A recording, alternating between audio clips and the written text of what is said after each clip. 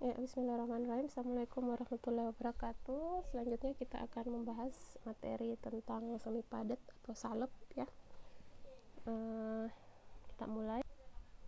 Ya, pertama tentunya kita melihat definisinya dulu, bahwa salep adalah sediaan semi padat yang dimaksudkan untuk permukaan kulit tertentu untuk membran mukosa yang biasanya mengandung satu atau lebih bahan obat ya, larut atau terdispersi di dalam basis. Jadi kalian juga bisa melihat dari berbagai literatur pengertian salep yang lain. Kemudian ada beberapa macam salep ya, sediaan salep yang kita kenal. Ada unguenta yang mengandung relatif lebih sedikit bahan dan perbedaan pokok dengan yang lainnya pada konsistensi. Bila dipakaikan pada kulit akan melunak dan bentuk lapisan penutup pada permukaan kulit. Yang paling sering ini yang kita definisikan dalam bentuk sebagai istilah salep unguenta ini ya. Kemudian krim juga masuk dalam jenis salep ya.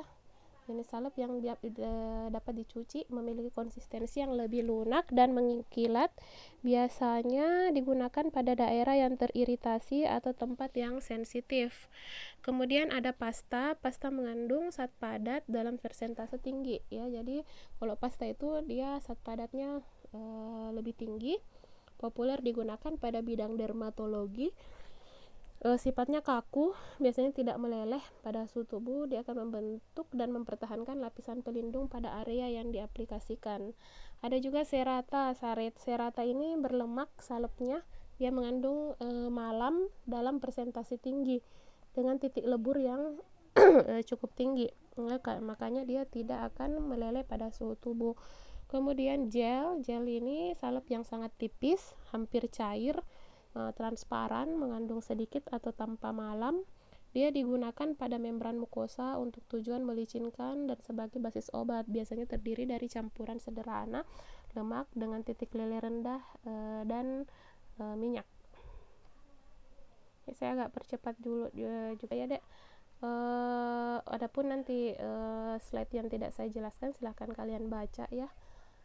Kemudian anatomi dan fisiologi kulit ini bisa kalian lihat, sudah dipelajari juga mungkin di mata kuliah anatomi ya, atau faal. Nah, kulit adalah suatu organ pembungkus seluruh permukaan tubuh, merupakan organ terberat dan terbesar dari tubuh. Seluruh kulit beratnya sekitar 16% dari total berat tubuh kita. Pada orang dewasa dia itu sekitar 2,7 sampai 3,6 kilo ya kulit itu, dan luasnya sekitar 1,5 sampai 1,9 meter persegi. Adapun tebalnya bervariasi 0,5 sampai 6 mm tergantung pada letaknya. Jadi ada yang tipis bagian tertentu dan ada yang tebal di bagian-bagian tertentu ya. Yang paling tebal itu kulit ada pada telapak kaki biasanya. Umur dan jenis kelamin juga bisa menyebabkan perbedaan dari ketebalan kulit.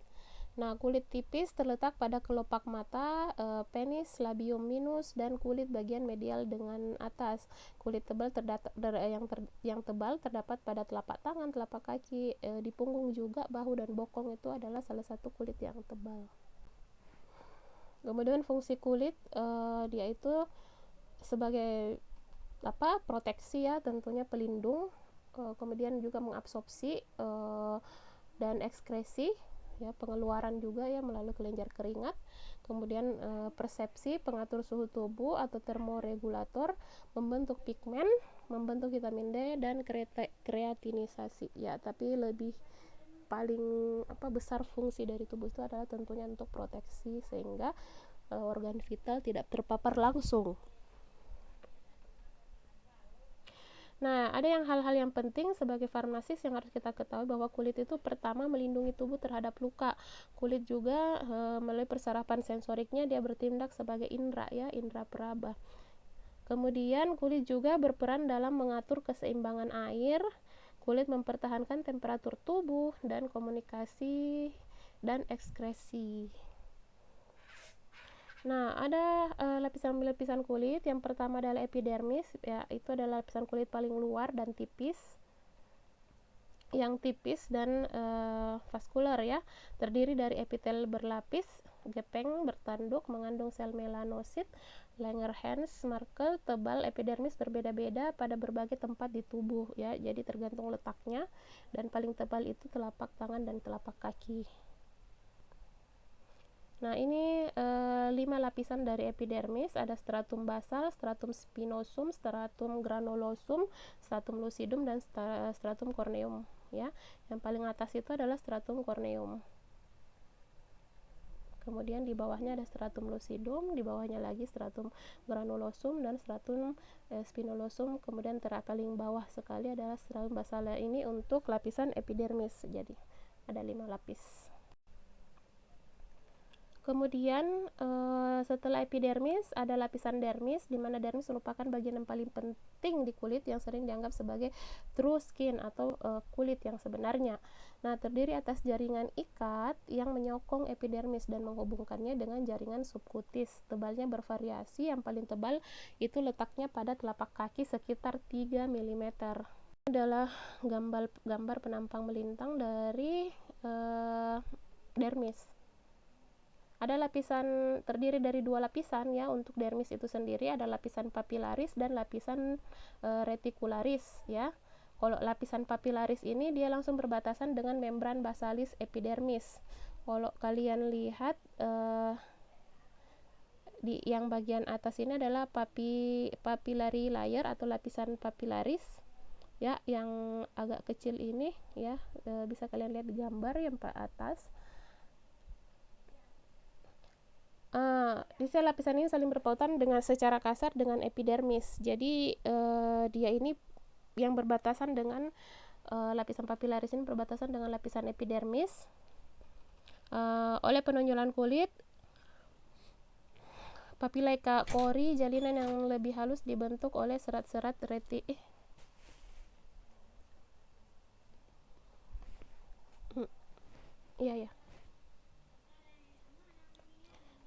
lanjut ya. Jadi lapisan ini saling berpautan secara kasar dengan epidermis oleh penonjolan kulit. Papillae cori, jalinan yang lebih halus dibentuk oleh serat-serat retikuler yang melekat pada pegas dari lapisan bawah epidermis. Jadi papillary layer ini yang paling berdekatan dengan bagian atas bagian bawah sekalinya epidermis. Kemudian lapisan reticularis dibentuk dari jalinan bekas serat kolagen yang bertanggung jawab untuk tahanan kulit terhadap tekanan mekanis ya. Ini terdiri dari anyaman serat, maka inisiasi kulit tidak menimbulkan lubang bulat tetapi berupa celah ya, jadi bentuknya itu kayak anyaman ya untuk lapisan reticularis, sehingga ketika ada tekanan dari luar, tekanan mekanis, dia tidak akan menimbulkan lubang tapi hanya berupa celah yang bisa menutup kembali.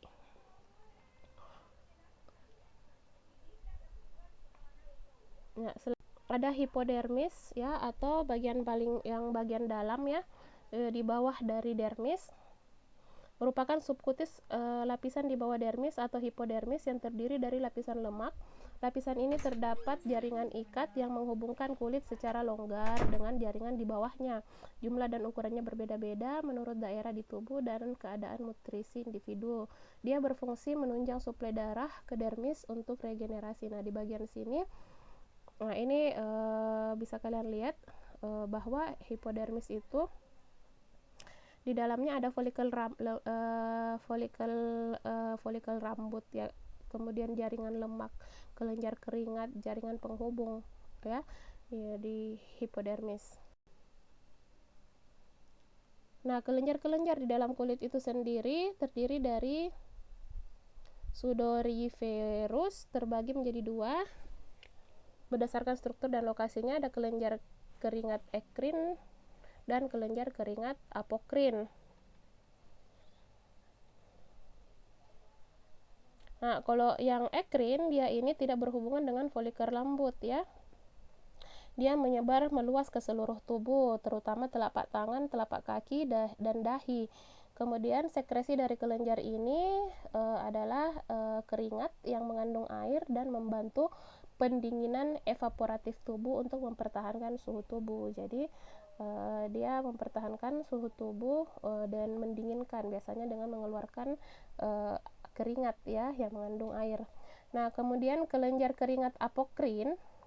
Kelenjar keringat apokrin ini dia spesialisasinya terbatas ya. Kalau tadi yang ekrin itu ke seluruh tubuh, kalau apokrin itu terbatas, hanya ditemukan pada aksila, pada areola payudara dan regia anogenital. Jadi hanya di tempat-tempat tertentu saja, tidak di seluruh tubuh kayak ekrin. Kemudian ada yang ketiga, yang kedua kelenjar sebasea mengeluarkan sebum yang biasanya dialirkan ke folikel rambut. Kelenjar sebasea itu berupa kelenjar sebasea rambut dan kelenjar keringat apokrin berada di area genital, bibir, puting susu, dan areola payudara ya. Kemudian kelenjar sebasea adalah kelenjar holokrin, sel-sel sekretori menghilang selama sekresi sebum ya. Jadi dia ini mengeluarkan sebum ya. Sebum, apa yang dimaksud dengan sebum? Sebum itu adalah campuran lemak seperti zat lilin, minyak, dan pecahan-pecahan sel. Jadi itu campurannya yang berfungsi sebagai emulien. Dia yang menjadi kayak pelumas ya, atau pelembut kulit, dan merupakan suatu barier terhadap evaporasi. Zat ini juga memiliki aktivitas bakterisid ya, dia menghambat pertumbuhan bakteri.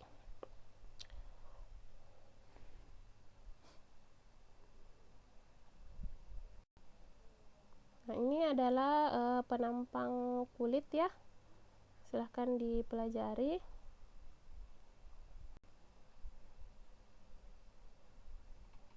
Ya, ini juga silahkan dipelajari setiap bagiannya. Kalau bisa dihafalkan letak-letaknya, mana paling atas, yang mana bawahnya, sampai yang paling bawah.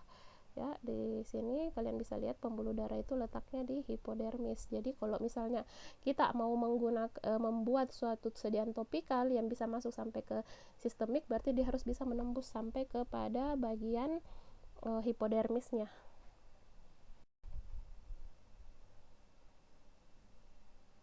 Ya, kalau kalian ingin melihat bagaimana penampang dari kelenjar keringat ya. Nah, ini bisa kalian lihat. Nah, kemudian warna kulit juga itu mempengaruhi penetrasi dari biasanya mempengaruhi penetrasi dari sediaan. Warna kulit ditentukan oleh 4 komponen dalam kulit. Ada hitam, kecoklatan, ada pigmen hitam kecoklatan, melanin, kemudian ada karoten, kemudian ada oksihemoglobin dalam darah arteri yang kayak O2, dan deoksihemoglobin dalam darah vena ya. Jadi ada 4 ya. Pertama pigmen hitam kecoklatan seperti melanin, kemudian ada karoten, ada oksihemoglobin, dan ada deoksihemoglobin. Nah, warna kulit manusia secara umum dapat dibagi menjadi 3, warna hitam, coklat, atau sawo matang, dan putih. Jadi kalau Indonesia itu lebih ke coklat atau sawo matang ya. Kemudian yang menentukan warna kulit tersebut adalah pigmen dari yang namanya melanin. Nah, melanin ini berfungsi sebagai protektor dari sinar ultraviolet, yang mana pigmen ini berada pada organel yang disebut melanosom. Jadi kalau ada yang kalian lihat mungkin ya, kalau ada orang yang kurang melaninnya atau sangat putih, biasanya itu dia tidak terlalu bisa memprotek dirinya terhadap sinar UV ya. Kalau sedikit panas saja tuh dia sudah kayak kepiting rebus yang memerah, dan biasa itu bikin dia pusing sampai ke pingsan karena pengaruh UV tadi itu tidak ada pigmen yang bisa menjaganya. Banyak yang mukanya yang kulitnya agak coklat ini bersyukur ya, karena melanin ini mempunyai fungsi yang sangat bagus untuk sebagai protektor dari UV.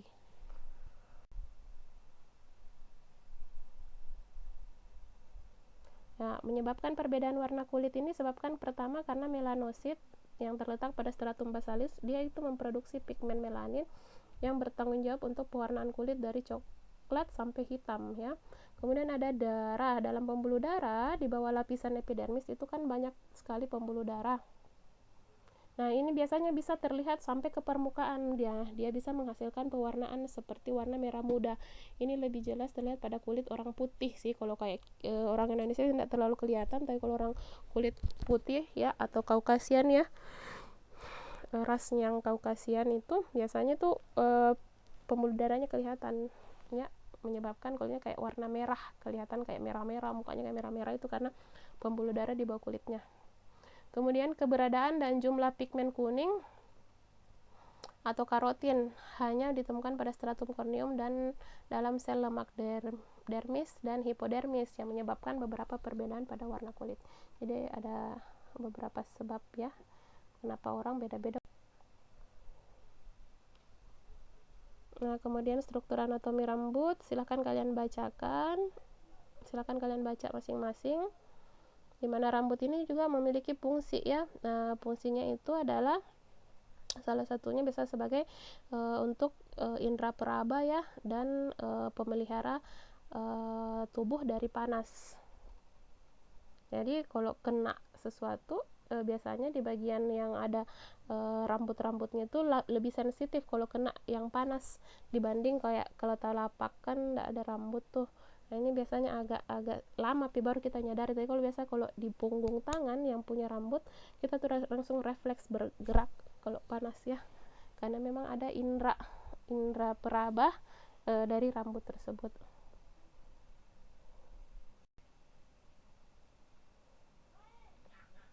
Kemudian warna rambut dan pertumbuhan rambut, apa sebabnya dan dipengaruhi oleh apa, silahkan kalian baca. Ini adalah anatomi dari rambut ya, bukan rambut di kepala ya, tapi di kulit. Kemudian kita membahas sedikit pendekatan formulasi dan hubungannya dengan kulit.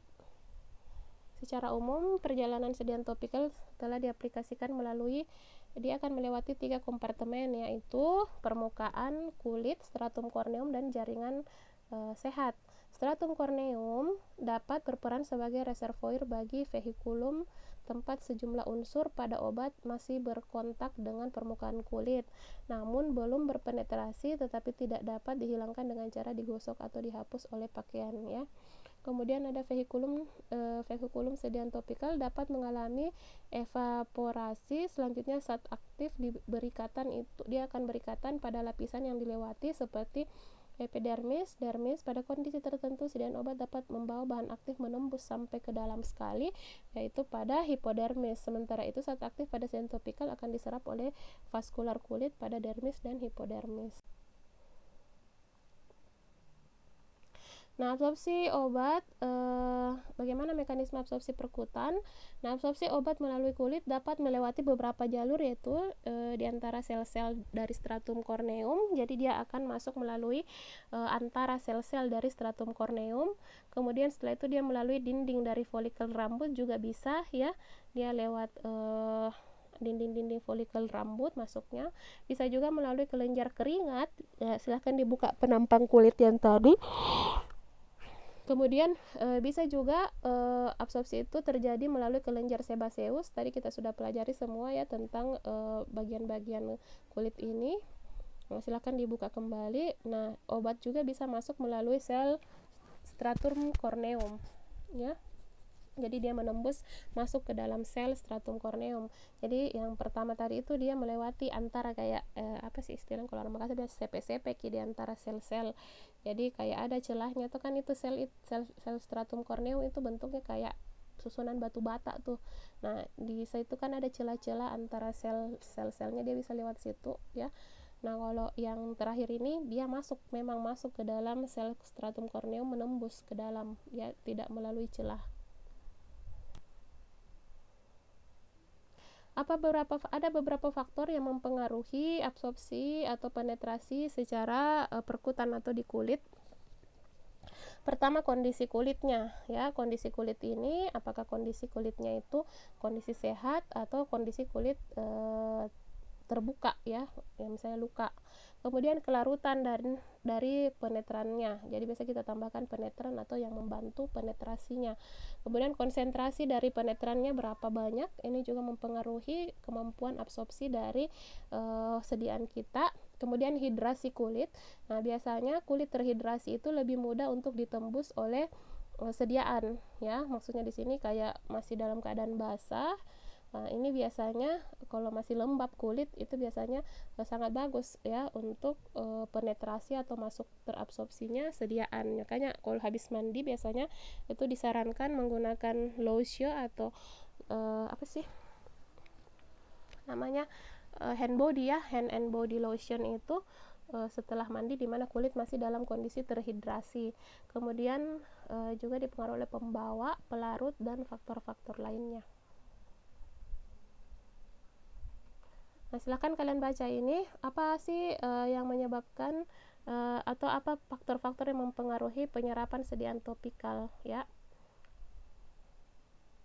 Ya, ada bahan aktif yang dicampurkan dalam pembawa tertentu harus menyatu pada permukaan kulit dan konsentrasi yang cukup. Jadi saat aktifnya itu harus menyatu dengan permukaan kulit, nggak bisa yang tidak menyatu. Ini akan sulit untuk berpenetrasi kalau pada permukaan kulit saja dia tidak bisa menyatu.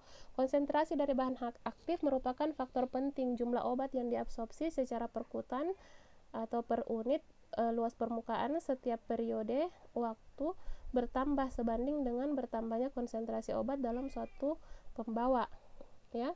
Jadi tergantung dari konsentrasinya juga. Penggunaan bahan obat pada permukaan yang lebih luas akan menambah jumlah obat yang diabsorpsi.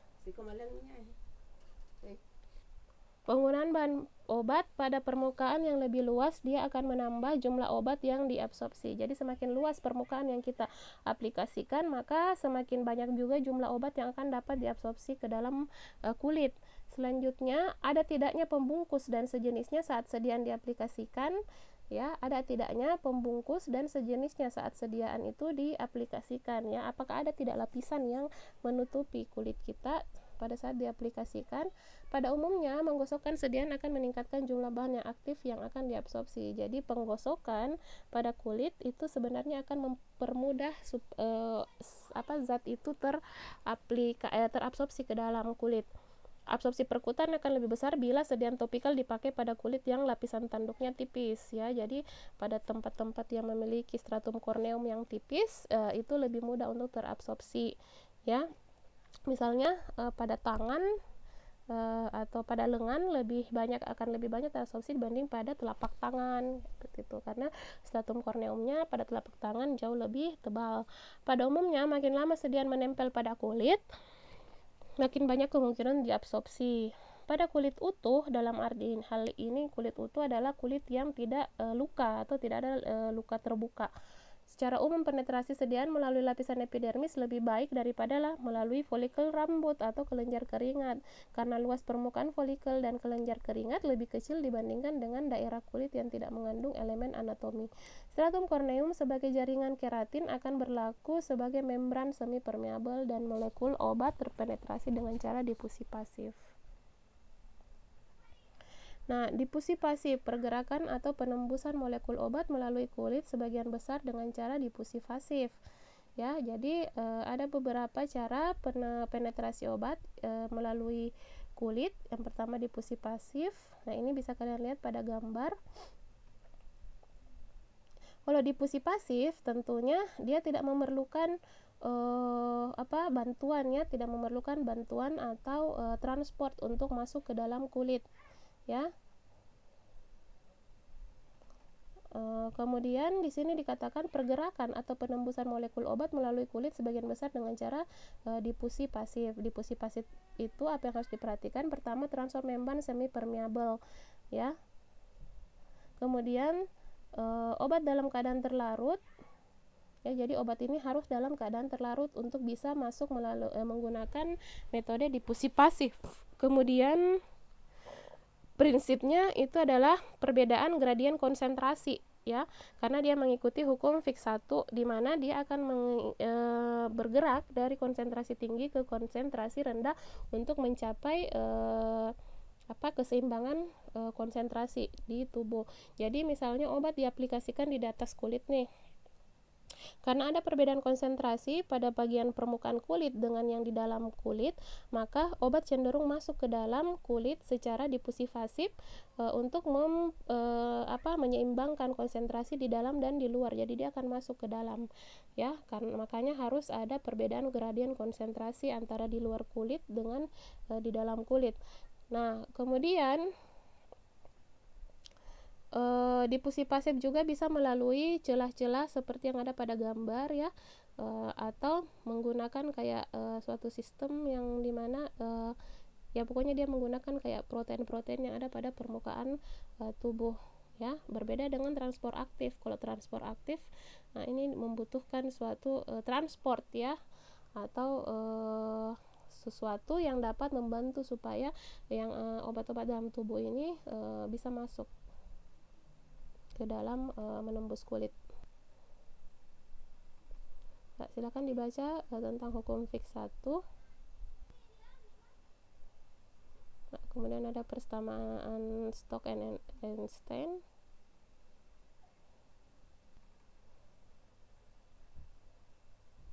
Nah, ini juga tadi sudah saya jelaskan ya, obat menembus kulit dengan 5 mekanisme ya, di antara sel-sel stratum corneum, melalui saluran dari folikel rambut, melalui kelenjar keringat, melalui kelenjar sebaceus, dan melalui sel-sel dari stratum corneum.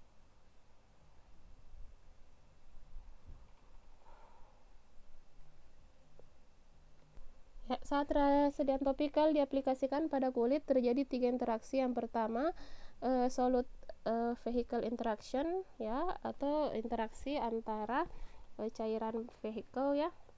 Interaksi bahan aktif terlarut dalam vehikulum, idealnya zat aktif terlarut dalam vehikulum tetap stabil dan mudah dilepas. Jadi sebaiknya zat aktif itu larut ya pada pembawanya dan stabil tapi mudah terlepas ya. Kemudian dia harus berinteraksi dengan berinteraksi dalam artian dia terlarut dan stabil di dalam sediaannya sendiri dulu ya. Jadi pada saat kita buat suatu sediaan topikal, maka yang pertama zat aktifnya ini bisa larut, stabil, dan mudah terlepas nanti ketika diaplikasikan. Itu yang dimaksud dengan solute vehicle interaction. Nah, kemudian selanjutnya adalah vehicle skin interaction. Nah, bagaimana kemudian zat aktif ini bisa berinteraksi ya, interaksi vehikulum dengan kulit ya, tadi dengan pembawahnya sendiri atau dengan sediaannya, kemudian dia harus berinteraksi dengan kulit kita saat awat aplikasi fungsi reservoir kulit terhadap vehikulumnya. Jadi harus bisa berinteraksi pembawa dan kulitnya. Kemudian solute skin interaction, di mana interaksi bahan aktif terlarut dengan kulitnya ya, dengan kulit yang tempat diaplikasikannya. Nah, solute skin interaction ini ada tiga tahapan, ada lag fase, ada rising fase, dan ada falling fase. Nah, nanti akan kita jelaskan. Nah, absorpsi sediaan topikal secara umum, saat suatu sediaan dioleskan ke kulit, maka absorpsinya akan melalui beberapa fase. Pertama adalah lag fase. Lag fase ini adalah periode ini merupakan saat sediaan dioleskan dan belum melewati stratum corneum, sehingga pada saat ini belum ditemukan bahan aktif obat dalam pembuluh darah. Jadi hanya pada saat dia baru dioleskan dan dia belum menembus stratum corneum. Jadi pada di dalam kulit itu belum ada obat yang bisa terdeteksi ya. Kemudian rising fase ini adalah fase di mana dia dimulai saat sebagian sediaan itu sudah mulai menembus stratum corneum, kemudian masuk ke kapiler dermis ya. Jadi masuk stratum corneum atau epidermis, kemudian masuk ke dalam dermis dan dapat ditemukan dalam pembuluh darah, biasanya jika penetrasinya lebih dalam sampai ke hipodermis. Kemudian ada falling fase. Fase ini merupakan fase pelepasan bahan aktif obat dari permukaan kulit. Jadi seutuhnya zat aktif akan masuk ke dalam dan pembawanya biasanya itu tidak ikut masuk ya. Jadi zat aktif masuk ke dalam, pembawa dia terlepas ya dari permukaan kulit dan dibawa ke kapiler dermis seperti itu. Jadi ya tergantung lagi apakah kita mau dia sistemik masuk ke pembuluh darah, maka dia harus berpenetrasi sampai di bawahnya dermis sampai ke hipodermis. Jadi ada 3 fase. Lag fase di mana sebelum pada saat baru diaplikasikan ya, baru dioleskan, belum melewati stratum corneum. Kemudian rising fase di mana dia sudah menembus stratum corneum, masuk ke dermis. Kemudian falling fase ini sudah masuk ke dalam sudah lepas dari pembawa dan masuk ke dalam kapiler dermis sampai ke hipodermis jika kita menginginkan sediaan dalam bentuk sistemik. Nah, ini silahkan dibaca disolusi obat ke dalam pembawa.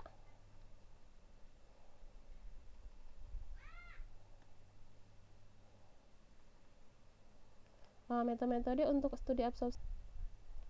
Yang pertama studi difusi in vitro ya. Jadi kita lihat dulu bagaimana secara in vitro bagaimana difusinya atau proses masuknya ke dalam kulit. Nah, biasanya menggunakan difusi sederhana dalam air dan kadang juga kita melakukan dialisis membran. Jadi kita menggunakan bantuan membran ya, biasanya paling sering kita jadiin di luar tubuh ya. Ya, bukan. Jadi kita ada alat difusi namanya. Pertama itu kalau difusi sederhana ya kita cuma lihat bagaimana perpindahannya di dalam air ya menggunakan alat tersebut. Kalau dialisis membran kita ingin lihat bagaimana dia kemampuannya untuk menembus membran ya, membran selofan. Nah, ini biasanya kita menggunakan ya pokoknya ada dengan alatnya, cuman di UMI itu belum ada ya. Kemudian ada kalau dapat ya sudah selesai tadi studi difusi in vitro, kita melakukan studi penyerapan atau studi absorpsi. Nah, kalau secara in vitro biasanya kita menggunakan sayatan kulit ya. Nah, di sini dikatakan sayatan kulit manusia, tapi kalau di penelitian kami lebih sering menggunakan sayatan kulit ular ya. Tapi biasanya menggunakan tuh kulit ular piton. Nah, ini banyak sih biasa dijual ya. Jadi kita beli kemudian kita potong. Nah, ini kulit ular ini kita gunakan untuk melihat bisa tidak dia melewati terabsorpsi masuk ke dalam melewati kulit ular ini. Kalau sayatan kulit manusia saya tidak tahu bagaimana ya, sebelum pernah lihat. Kalau secara in vivo di dalam tubuh kita pakai labeling atau radioaktif, jadi kayak memasukkan suatu zat tapi sudah ada penanda di dalam tubuh. Nah, kemudian diaplikasikan di kulit, nanti kita bisa lihat dengan sensor atau radioaktif, bisa dilihat sudah sampai di mana, di lapisan mana saat itu masuk ya. Nah, ini silahkan dibaca tentang penelitian-penelitian studi-studi ya tentang penetrasi obat secara perkutan. Nah, ini juga silahkan dibaca.